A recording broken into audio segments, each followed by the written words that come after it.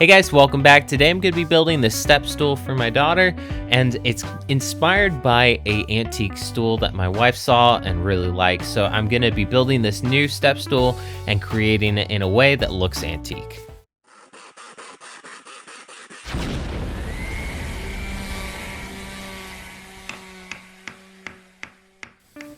Now to start out, I'm going to be using older wood. Now it helps if you have a little bit older wood. It darkens with age, and this isn't antique, but it's at least a good 20-30 years old. So I took this off of an old bed frame, footboard off of a bed, and I'm going to be cutting this into the new step stool. This is the one my wife saw on Pinterest and really liked this, so I'm going to try to get the same look and feel of this step stool. It'll be a new shape and design that I came up with, but I want the finished product to look similar to the finish on that antique. Now I'm going to start out by cutting the dado for the first step to slide into. It's a lot easier if you cut this notch before you start cutting out the shape of your stool. That way you know everything's staying square, and it's a lot safer too. You have a nice straight edge to run it down the table saw. And I'm just going to take the chisel and clean out any excess wood that's there and give me a nice clean edge to glue the first step in place.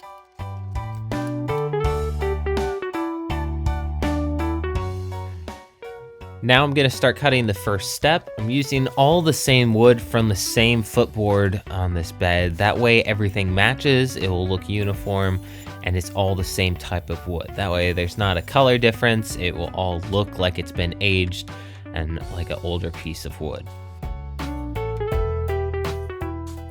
Now I'm going to cut out the top step. This is going to be thinner than the bottom one. Need to measure the distance in between these two and cut that.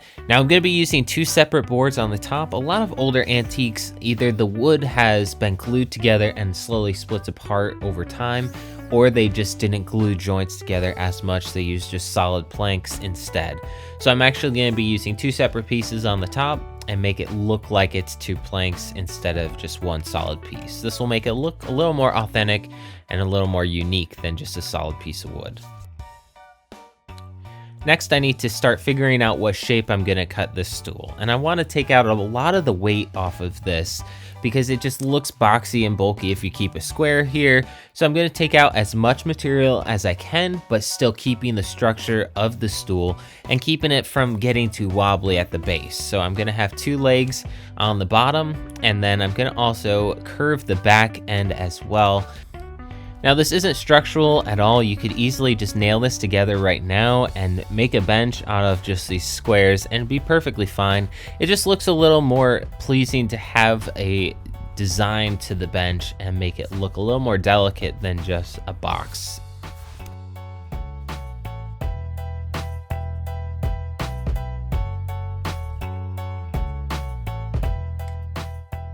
Now I have the design ready. I'm going to take this over to my scroll saw and cut this out. Once I have it cut out, I'll use this as a stencil to mark the second one so I know that they're exactly the same.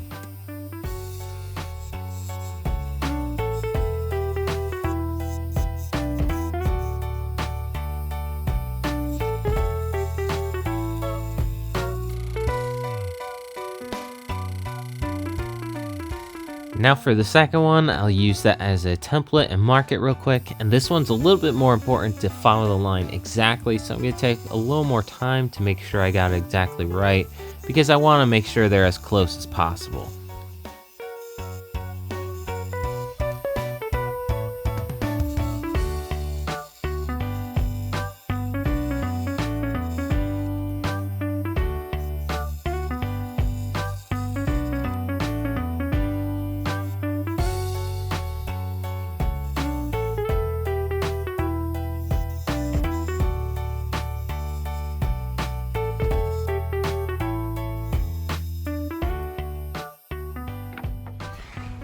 Now I've got all the pieces cut out. Problem is, it still looks too new. You can very easily tell that it's been cut recently.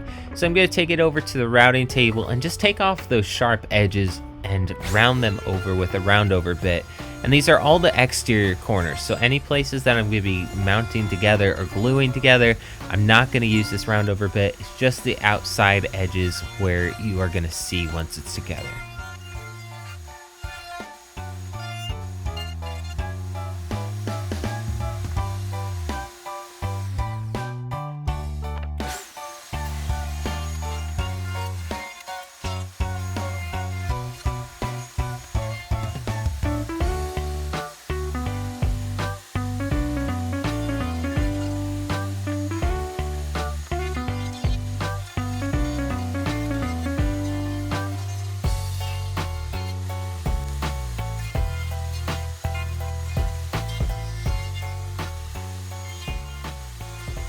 Now don't forget to give this a thumbs up if you guys like this video. Also, if you have not been to my channel before, I've got a lot of other videos that you might like to watch if you enjoy this one. So check out that top corner link up there. I'll recommend some videos that I think you guys would like. Now I've got all the edges rounded over, and before I start mounting this together, there's one more important step I need to do. Now this wood still looks very new. You can tell it hasn't been used that much. It's not gonna look like an antique once I get finished. So I'm gonna rough the wood up a little bit, and to do this, I'm gonna take a brick and I'll smash this brick down into small pieces. You could easily use gravel or small rocks if you wanna do that. But the cement block works really well because when you break it apart, it's got really sharp edges, it's coarse, and it will do exactly what I need. So once I get this all busted up, I'll show you guys what I'm gonna do. Thank you. Now I know this is gonna look crazy, but you're just gonna put the wood down on top of those rocks, step on it or put pressure on it, and just move around. And the cool thing about this is it creates a pattern or a texture to the wood that almost mimics natural wear and tear, because you're not using the same object to create dents over and over again like a hammer or a rock that leaves the same imprint. There's a bunch of different rocks and pebbles underneath here, so every single piece of wood is going to be unique. It's going to be completely different. So it's not going to look like you used a stamp and repeated the same stamp over the whole thing. That would just end up looking a little corny and wouldn't look like it's actually been used and worn out. Now after I'm done moving the board around on top of the rocks, I'm going to use that block that's still in one piece, and I'm going to use that to mark up around the edges. So this does everything on the flat spot of the wood you can easily do with the pebbles, but around the edges, that's where it gets beat up. When an antique is used a lot, it bumps up against corners and edges and breaks off wood and scratches it up and wears it down. I use the rock to scratch that up and add sort of a textured use to the wood as well.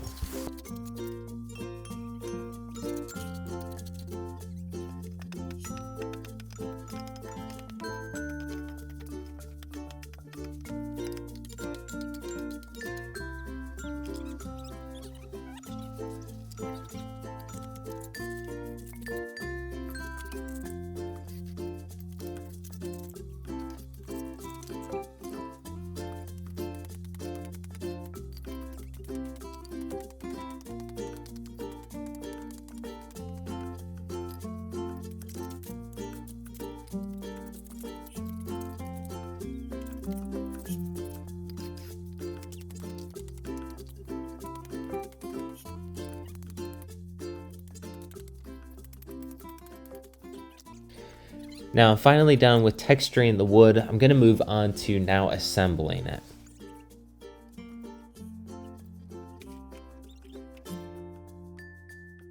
I'm going to be using a finish nailer to nail all the wood together, but I'm also going to be gluing this with some wood glue and clamping it while it dries.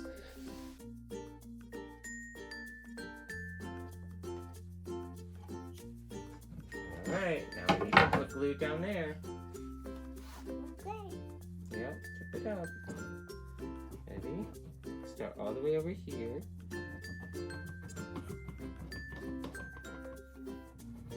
Good job.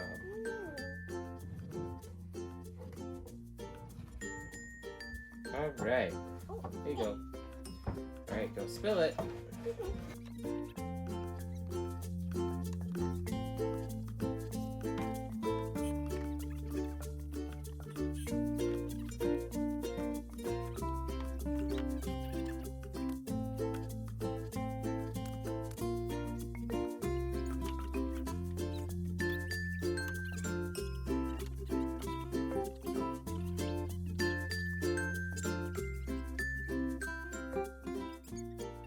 Now I'm just about finished assembling the stool, and there still are a couple steps I need to go through to make this look more like an antique. And the first is to darken the wood. And if you look at most antiques, if there's any exposed wood, it darkens over time. And I want to try to go for that same look as well. So especially if you use used wood, any place that you've cut, it's a lot lighter, and you need to darken that down so it looks more uniform and looks older as well. So I'm gonna take some stain and stain the wood. Anywhere that have exposed wood, I'll stain that and make sure that's nice and dark. Now the fumes of the stain is too strong for Gemma, so she's gonna go upstairs while I finish. I'm not done. No, not done yet. Dad. I'm paint.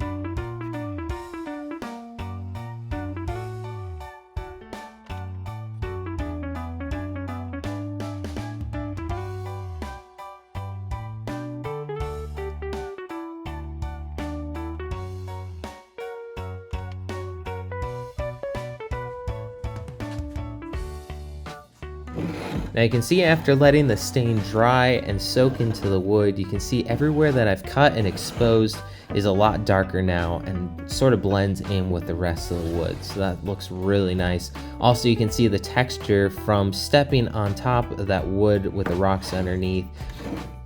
And now that that's done, we're gonna move on to painting the stool.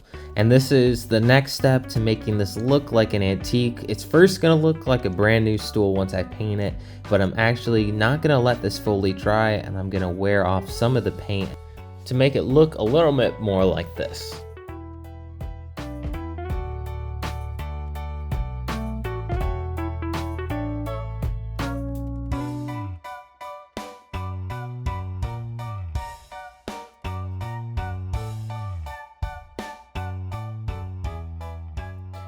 Now once I'm done painting, I'm gonna wait only about a minute or two before I start wiping off some of the excess paint. Now this has just barely started to dry, so that instead of it smearing the paint, it's actually peeling it off instead of just wiping the paint around.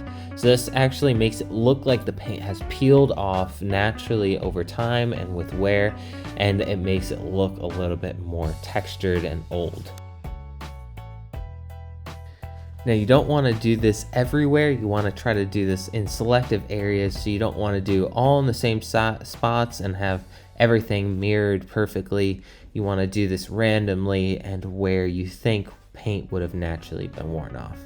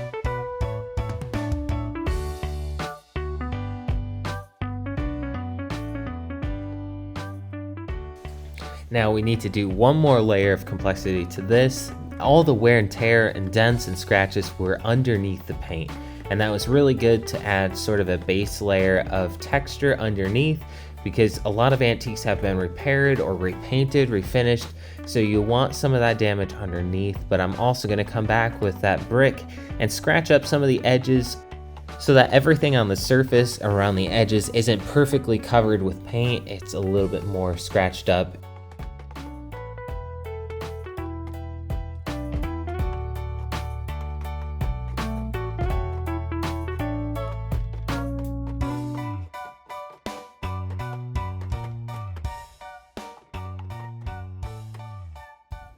Now I know some of you might be thinking this is a lot of work and even a waste to create something new and then beat it all up and make it look like it's used and worn out.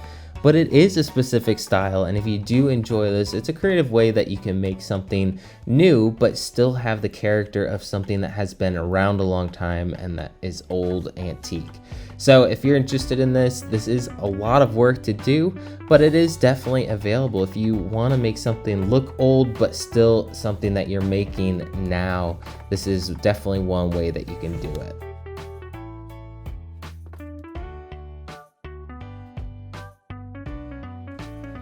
Now after beating this up for quite some time with the brick, I'm going to come back with a little bit of sandpaper and just smooth out some of the edges to prevent any splinters or scratches from the wood.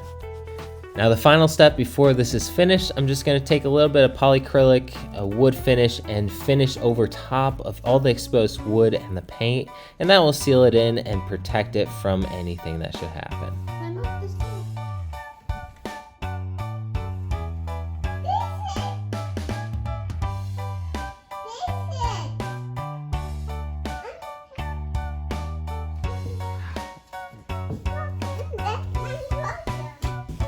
Alright, that just about finishes up this process today. I hope you guys enjoyed this. If you did, hit the like button down below. Also, you can let me know in the comment section if you guys have any other ideas or ways to create something that's brand new and make it look old like this. Now I think this turned out really well. It's similar to what my wife showed me in this picture. It has a lot more paint. You easily can sand it down even more and have more exposed wood, but we really like the look of this.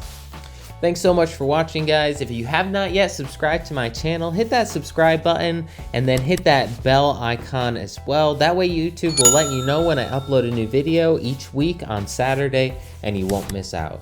Thanks, guys. I'll see you in the next one.